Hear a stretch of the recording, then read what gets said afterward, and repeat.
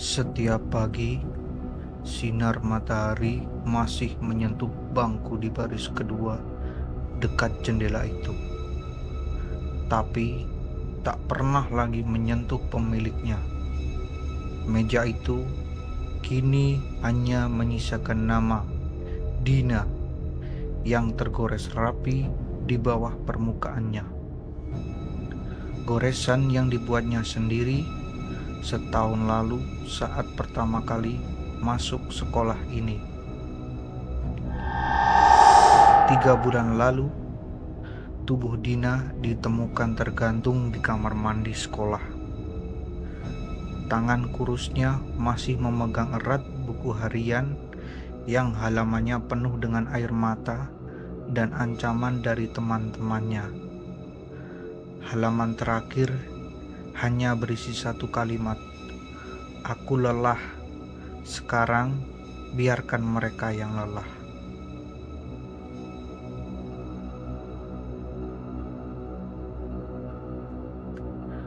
Awalnya hanya ejekan kecil.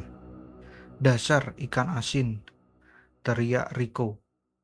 Suatu hari ketika seragam Dina yang sudah 3 hari berturut-turut ia pakai mengeluarkan bau. Tawa riuh menggema di kelas. Dina mencoba tersenyum, tapi malam itu di kamarnya ia menggunting lengannya sendiri dengan gunting kecil. Bulan berikutnya semakin keji. Suatu siang, sekelompok siswi mengurungnya di toilet, menyiramnya dengan air kotor sambil merekamnya. Video itu viral di grup sekolah dengan caption, "Lihat nih, tikus gop lagi mandi." Guru BK pun tahu, tapi ia hanya menghela nafas. Anak-anak memang begitu, sabar saja. Seolah dia tak pernah tahu tangisan Dina. Malam sebelum kejadian, pesan masuk ke ponsel Dina dari nomor yang tak dikenal. "Besok kita siapkan kejutan buatmu, jangan bolos ya."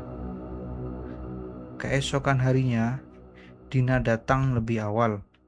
Ia membersihkan mejanya yang penuh dengan coretan "mati saja", lalu menata buku-bukunya dengan rapi dan meletakkan sesuatu di bawah kursinya. Saat pelajaran olahraga, ia pamit ke toilet, tapi ia berbelok ke kamar mandi tua di belakang sekolah, tempat yang sering dijadikan lokasi penyiksaan terhadapnya. Ketika bel pulang berbunyi, tak ada yang curiga, hingga seorang guru menemukan pintu kamar mandi terkunci dari dalam dan bau aneh menyengat keluar dari celah bawah pintu.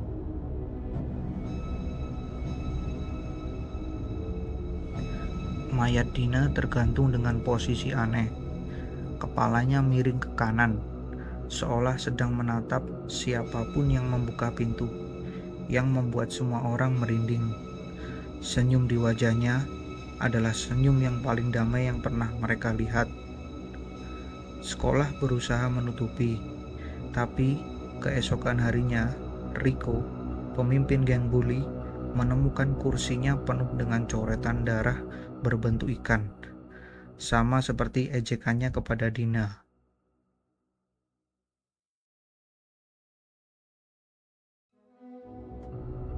Seminggu setelah pemakaman, Wulan, salah satu pengganggu Dina, terdengar menjerit di toilet sekolah. Ketika ditemukan, matanya sudah buta. Dina menyuruhku minum pembersih lantai. Aku lihat dia berdiri di belakangku di cermin." Guru-guru mulai gugup. Setiap pukul 3:15, waktu Dina ditemukan, semua keran di sekolah mengalirkan air berwarna merah. CCTV menangkap bayangan perempuan kecil berjalan di lorong, tapi tak ada siapa-siapa di sana.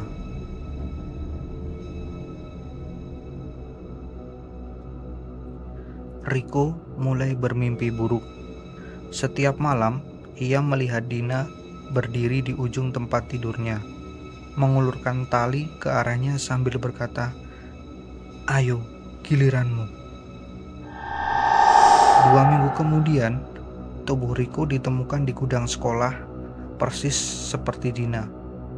Tapi yang mengerikan, di tangannya tergenggam daftar nama. 2 nama sudah dicoret, yakni Wulan, Riko. Dan masih tersisa 5 orang lagi.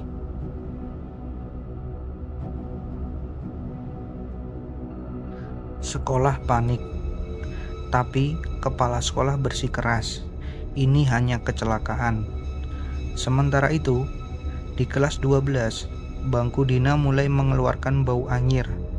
Bau itu hanya tercium oleh mereka yang pernah menyakitinya. Anggota geng bully satu persatu menghilang. Seseorang melihat bayangan Dina membawa mereka masuk kamar mandi tua itu dan tak pernah keluar lagi.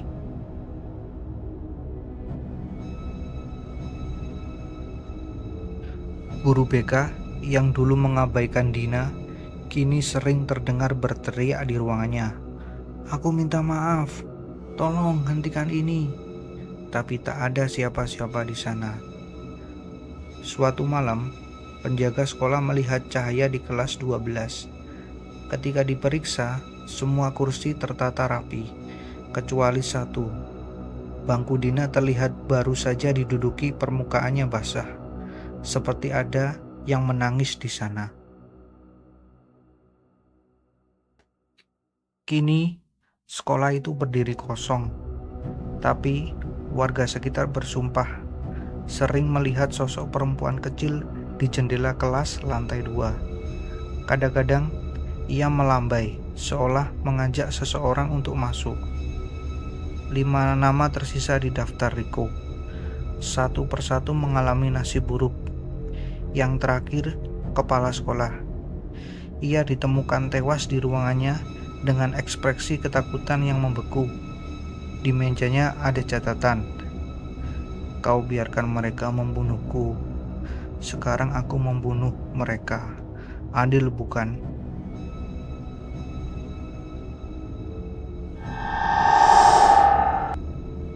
Sekarang, jika ada yang berani melewati sekolah itu saat senja, kau akan melihat bayangan di jendela kelas 12. Terkadang, ada lebih dari satu bayangan, seolah Dina tak lagi sendirian.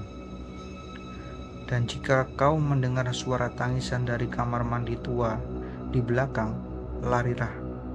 Karena itu berarti Dina sedang mengajak teman baru untuk bergabung. Bangku itu masih menunggu korban terakhir, karena dendam tak pernah benar-benar padam. Ia hanya menunggu waktu yang tepat untuk menyala kembali. Kadang-kadang, di malam paling sunyi, telepon di kantor polisi setempat berdering. Di ujung telepon hanya terdengar suara perempuan kecil berbisik, "Masih ada satu nama tersisa."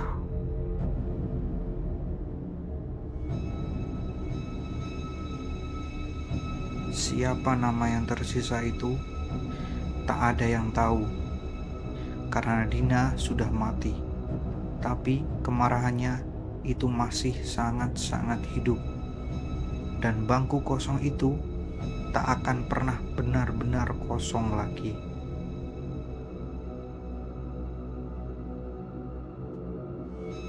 Kau bisa menutup sekolah, tapi kau tak bisa menutup kemarahan seorang gadis yang dikhianati oleh semua orang yang seharusnya melindunginya.